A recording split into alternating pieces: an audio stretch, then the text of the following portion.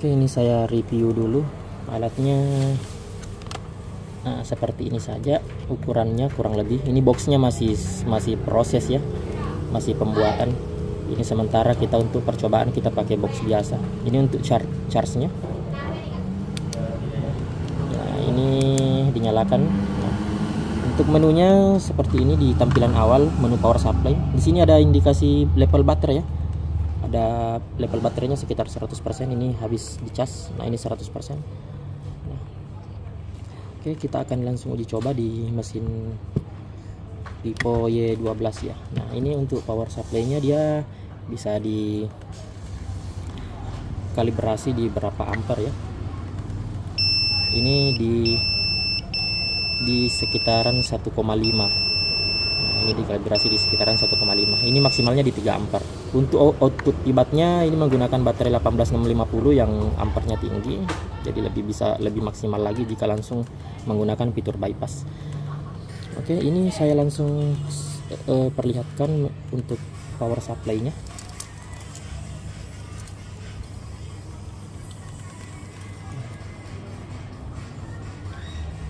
Ini saya coba tekan on.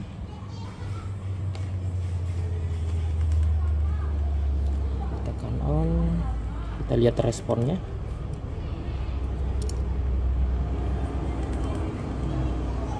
Handphone kondisi on. Ini di monitor bergelombang ya, mungkin kecepatan dari PPS-nya yang tidak yang LCD, yang kamera saya tidak mampu menangkap, makanya dia agak bergelombang. Nah, kalau di tampilan aslinya tidak. Nah, oke, kita tes untuk pengukuran tegangan dan fungsi probe yang bisa dipasangkan di sini. Ini ada 2 probe, hitam dan merah. Ini untuk analisernya, kita switch ke analiser. Ini untuk mode power supply biasa ya, yang sudah saya set di 4 volt. Saya sudah set di 4 volt dengan currentnya di 4 digit. Nah, di sini pun ada current yang 2 digit, yang lebih simpel pembacaannya ya. Nah, 0,5, 0,6 itu lebih simpel. Nah, kalau untuk di bagian analisernya, nah ini adalah analiser. Ini kita lihat gelombang arus. Yang di bawah ini osiloskop. Saya akan tunjukkan ya. Osiloskopnya bukan osiloskop biasa, ini bekerja seperti pada umumnya. Nah, ini saya coba matikan terlebih dahulu. Kita coba hidupkan di mode analiser. Nah, ini sensitif sekali kalau untuk di mode analiser, untuk bagian dari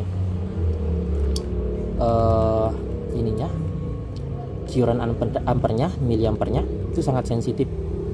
Jadi saat saya tekan on, responnya akan sangat sensitif.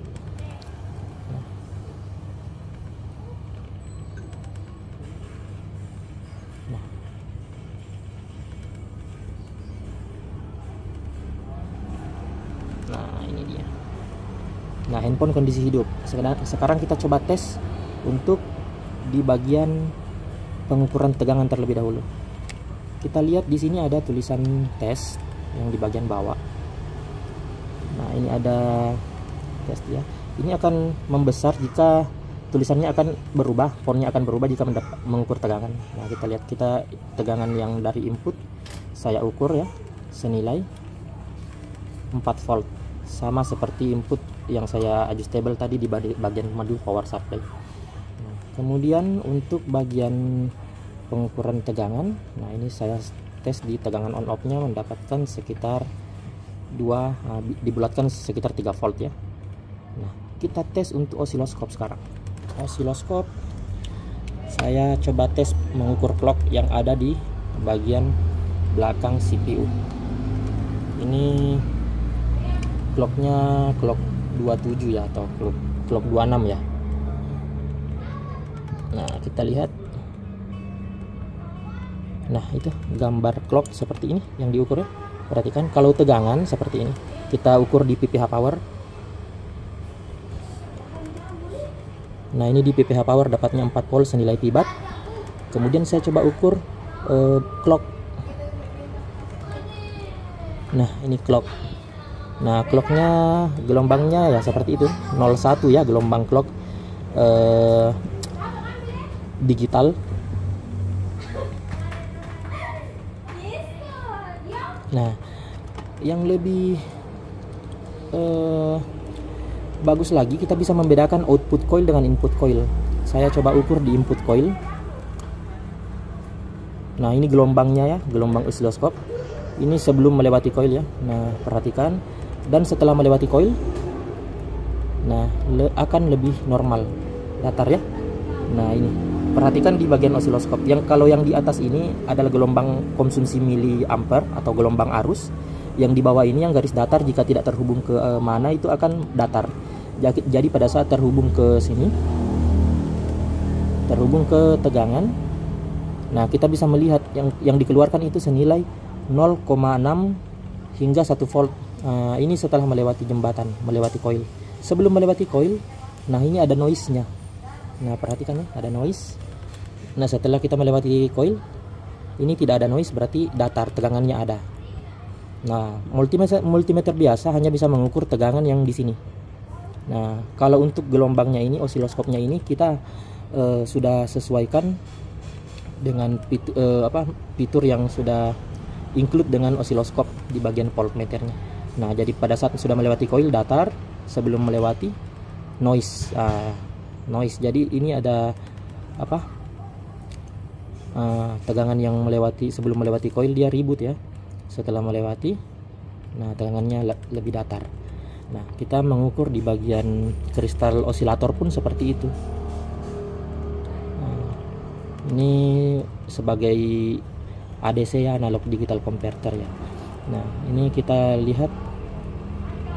Ini setelah, ini sebelum melewati osiloskop, sebelum melewati kristal osilator. Nah, ini ada perbedaan ya. Nah, ini ada gelombangnya yang masih kecil. Nah, kita bisa lihat juga di jalur data LCD. Nah, saya akan matikan terlebih dahulu supaya handphonenya kembali ke logo. Saya start. Saya hidupkan ulang.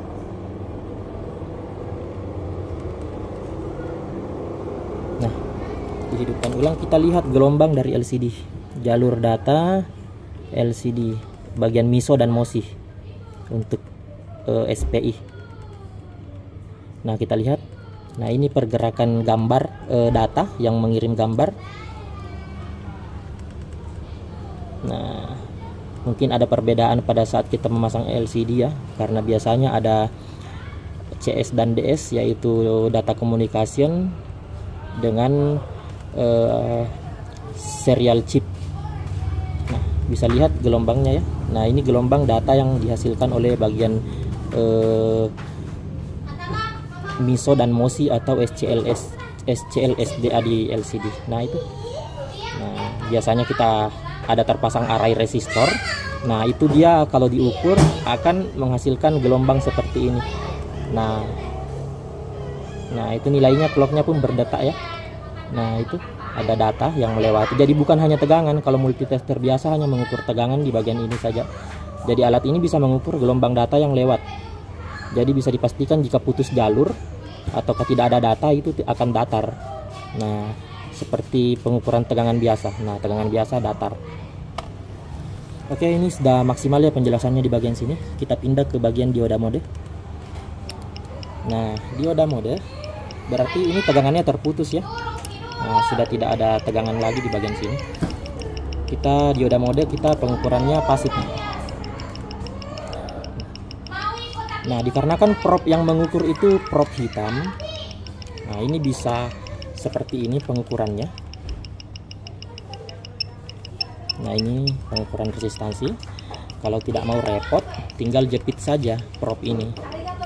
Kita jepit, kemudian kita melakukan pengukuran di bagian yang ingin diukur. Nah, ini ada nilainya, itu pun ada suaranya ya. Jika ground, nah ini kita ukur resistansinya. Nah, ada. Nah, ini rendah. Nah, rendah dia diam. Nah, menunjukkan angka. Ini yang lebih rendah lagi. Nah, ada yang lebih rendah yang mana? Nah, Ini ada nilainya ya.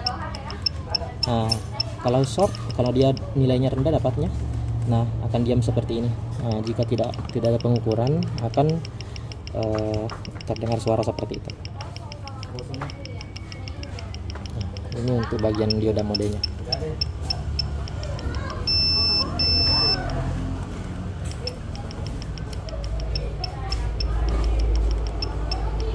Nah, sekarang kita pindah ke bagian, oh ya, dioda mode sekalian untuk pengukuran resistor. Nah, ini ada resistor senilai sekitar 10 kilo. Kita coba ukur ya. Resistornya kita ukur. Nah, didapatkan sekitar, saya ukur ya,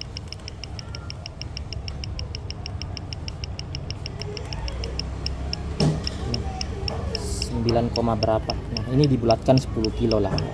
Ini meleset sedikit mungkin dikarenakan kabel saja, perkabelan yang ada di sini. Nah, ini sudah berfungsi dengan baik untuk bagian OHM meternya.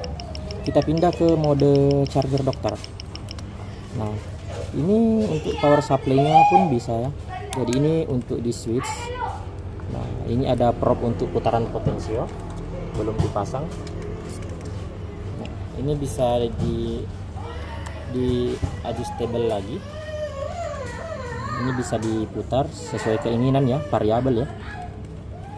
Nah, maksimalnya di 5 volt. Jika ingin tegangan yang lebih tinggi,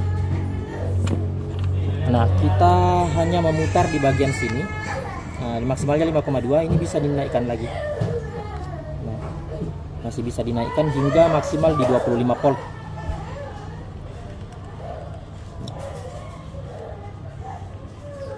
Nah, saya set di 5 volt.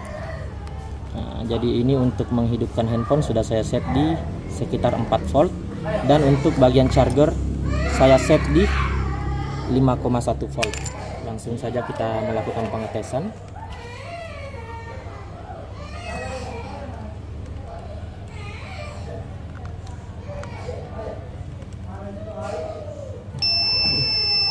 Ini protektornya bunyi karena kemarin di setnya di 1 ampere. Nanti akan dikalibrasi lagi di pembacaan berapa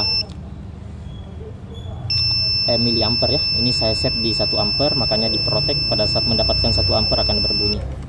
Nah, ini untuk mode analisis juga bisa digunakan sebagai charger dokter, charger analisa. Kita colok cas.